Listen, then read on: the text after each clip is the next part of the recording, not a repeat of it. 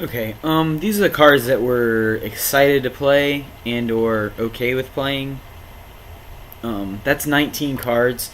This is going to be a 17 land deck, so we've got to find 4 cards to play in these last slots.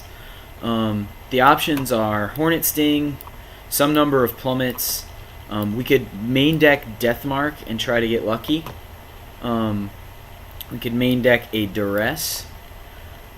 We could main deck a Grey Ogre and again try to get lucky because we know we passed a couple of good black cards.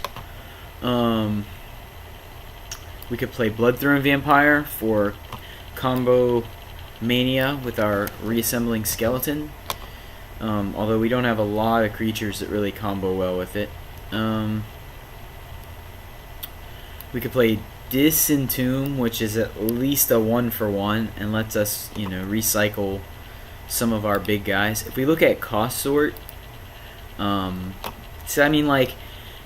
normally is not a very good card because it's just a card for a card, and it's not good if you're, if there's nothing good in your graveyard, then, you have to have already played good cards for it to be good.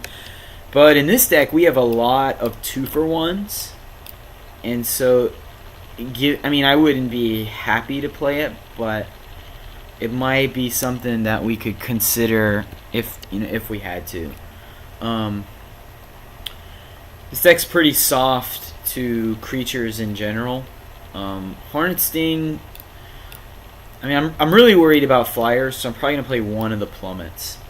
So once that gets in, I could just play both, but I feel like then I'm putting myself in a situation where I have a dead plummet because they don't have any flyers on board. Then I'm behind on board. Then I top deck the second plummet when I need, something actually good. Disentomb, Bloodthrone Vampire, and Hornet Sting, I think, are the 3 best cards. Let me see what that looks like. I put that in there, and I still have this and these are all better as sideboard cards anyway. Whoops. Yeah, I'm not excited to play any of these 3 cards, but I think Disentomb is actually going to be pretty good in this deck. And by pretty good, I mean like the 18th or 19th best card, and not just trash. So let's go by converted mana cost again. We got a decent amount of early game. We got a decent amount. We got great mid game cards.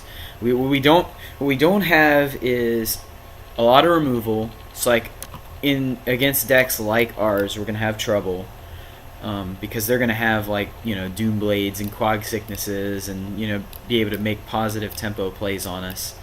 And we don't have anything to deal with massive bombs like Baneslayer Angel or whatever. We're just going to have to hope to get lucky with a Corrupt or our Blinding Mage or whatever. Because as I see it, we have very, very little removal. Although what we do have is specialized removal. So if it's a Baneslayer Angel, we bring in Plummet. If it's if they have Overwhelming Stampede, we bring in Duress. If they have Sun Titan, we have Deathmark. So there's always going to be mythics and stuff that you just lose to anyways, but I tend to try to build my decks to avoid that as much as possible, but sometimes it's just not possible. We add land here. We're going to play, 1 plains, and let's sort by color here. So we have Black Knight and a good number of early black cards and green cards. I think I could see 7, 7, and 1. We need plenty of swamps for the Corrupt, but plenty of forests for the Cudgel Troll. Yeah, I don't really like this that much, but with the 2 Terramorphic Expanses, we can probably get away with just about anything. We really just need to make sure we have a forest early on, so we can use any of our green stuff. This deck is actually not very bad.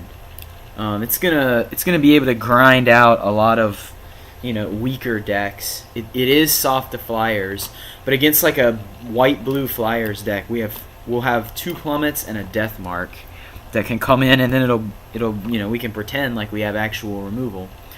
So that's gonna be our deck, and let's just hope let's just hope that we don't get wrecked too bad.